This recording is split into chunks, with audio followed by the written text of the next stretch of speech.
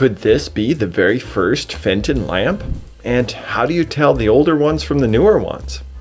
Both questions open up really interesting ideas about what defines a Fenton lamp, the history of manufacturing and marketing, and neat details about what goes into selling lamps as a product line. Please join me as we explore the early history of the first Fenton lamps. You are watching the channel for Fenton Glass, Lamps, and Victorian Style with your host, James Bartosh. Hello, thanks for watching this video.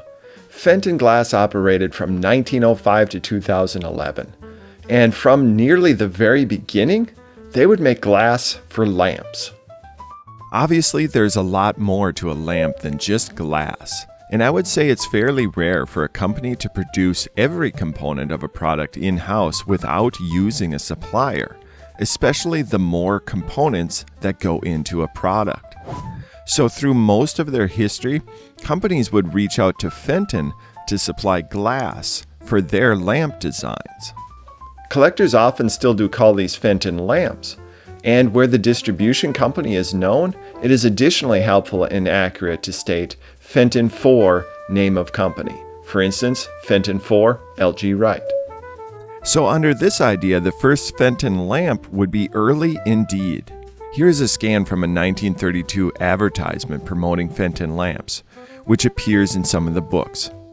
However, it seems this was once more a product of a contracting relationship, this time with William R. Noe and Sons, who were in the lamp business.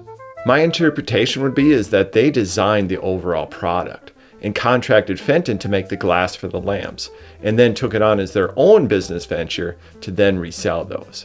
Very interesting that even so early on, they would choose their marketing to call them Fenton lamps, recognizing that even then, the name carried that degree of weight. However, it wasn't until 1966 that Fenton would begin taking the enterprise in-house, investing in producing glass, purchasing components, and selling lamps as part of their own product line. Under this idea and definition of a Fenton lamp, the first ones were hobnail milk glass lamps sold through the gift shop as a way to gauge sales and test the market. And this would be the beginning of Fenton lamps introduced into the product line in full force. So once more, maybe this defines the first Fenton lamps, the ones that were actually sold through the full product line and the benefit of the Fenton dealer network. But I feel that the specifics matter less, and the product and the tone it's set for Fenton's future means more. They were first marketed as traditional lamps, with student and double ball designs available. The student lamps would have an Italian marble base and solid brass hardware throughout, meaning if your finish tarnishes at any point, you can polish it back to a like-new shine indefinitely. Small lamps, but very much heirloom quality with regards to both the glass and the hardware. It's designed to essentially last forever. If you're wondering if your double ball style might be from the initial series, you can tell the earlier ones by the hardware type, as in the middle of 1971, they changed to a different casting style. With the double ball style, the base footer is not a solid brass. I believe it to be a white metal that is electroplated.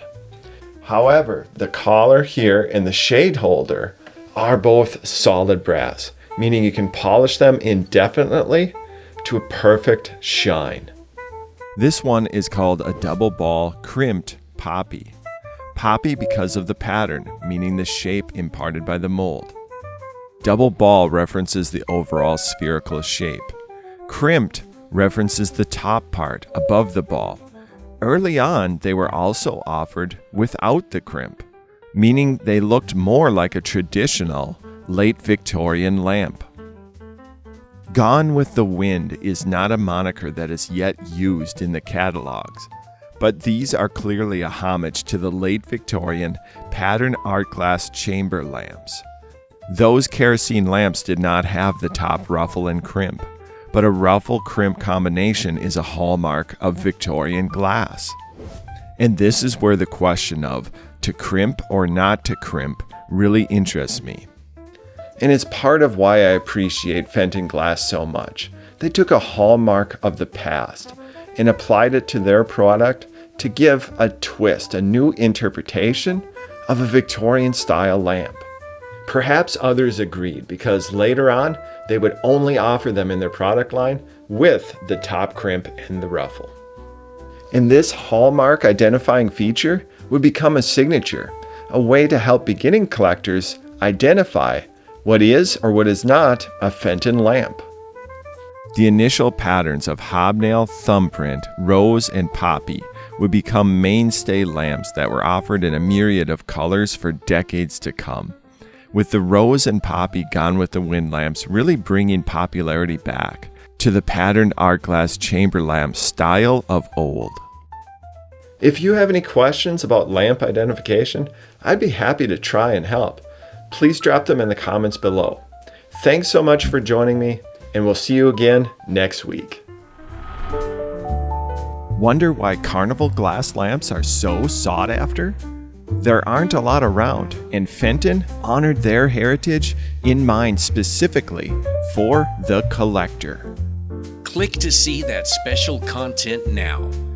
New episodes every Wednesday at 2 p.m. Central Time, right here on the channel for Fenton glass, lamps, and Victorian style.